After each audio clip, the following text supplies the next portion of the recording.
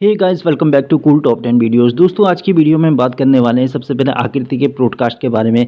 आकृति ने यहाँ पे काफ़ी चीज़ें बोली है। आकृति ने कहा है कि दिग्विजय ने मुझे कम से कम 10 बार फ़ोन करा था और मुझसे पूछा था स्पिट्सविला होने से पहले कि क्या तेरा हो गया, क्या तेरा हो गया यार, मेरा तो अभी तक हुआ नहीं।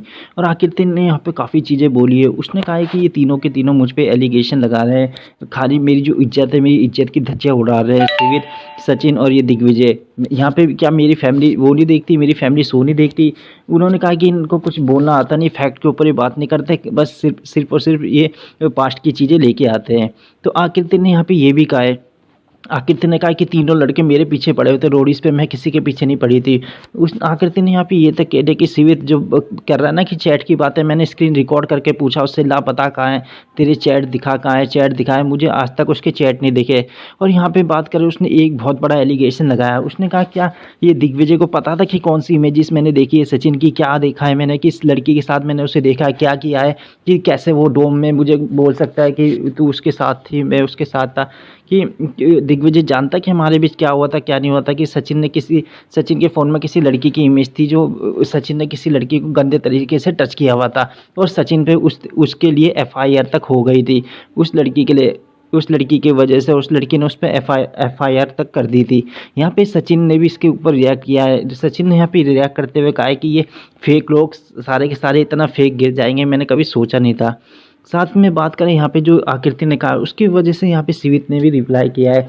सिवित ने लाइव में आके कहा है कि अच्छा दिखाऊं तेरी लाइव, कि मैं दिखाना नहीं चाहता इस हद तक। सिवित ने यहाँ पे अपने जो मैसेज थे स्क्रॉल करके दिखाया और 22 जून तक, लेकिन सिवित ने दिखाया नहीं। सिवित ने कहा कि मैं दिखाना नहीं चाहता, मैं इस लेवल पे गिरना नहीं चाहता कि क्या हो जाएगा, नहीं तो लेकिन मैं यहाँ पे आपको एक वीडियो दिखाता हूँ। तो सिवित ने यहाँ पे एक वीडियो शो करी, जिस वीडियो में यहाँ पे बेसिकली नायरा ये सारे के सारे ग्रैंड फिनाले से वापस जा रहे थे बस में। तो नायरा ने यहाँ पे आकृति से पूछा कि तूने आई लव यू कहा था ना उस दिन, सच में तू ड्रंक थी?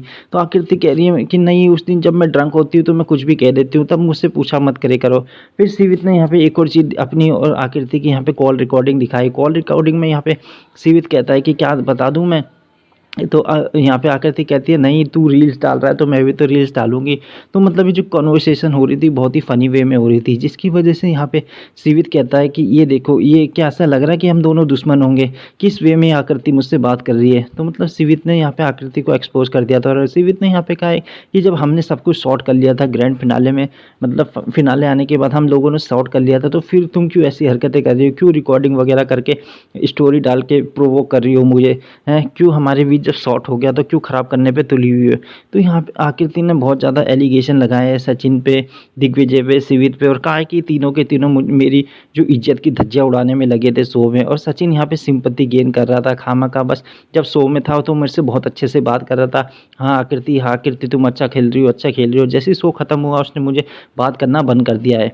यहाँ पे एक चीज़ और पता चली है कि यहाँ पे जसवंत ने कहा है कि दिग्विजय ने हमें शो से पहले फ़ोन करा था एडी को, और वहाँ पे हम सारे लड़के बैठे हुए थे, हर्ष, सिवित, मैं और बहुत सारे। तो यहाँ पे एडी ने वो जो फ़ोन था वो स्पीकर पे डाल दिया। तो यहाँ पे दिग्विजय जो भी कह रहा था, हम सारे लड़के बहुत ज़्यादा हंस रहे थे उसकी बातों पे। हमने कहा तू आ बेटे शो में तब बताते हैं।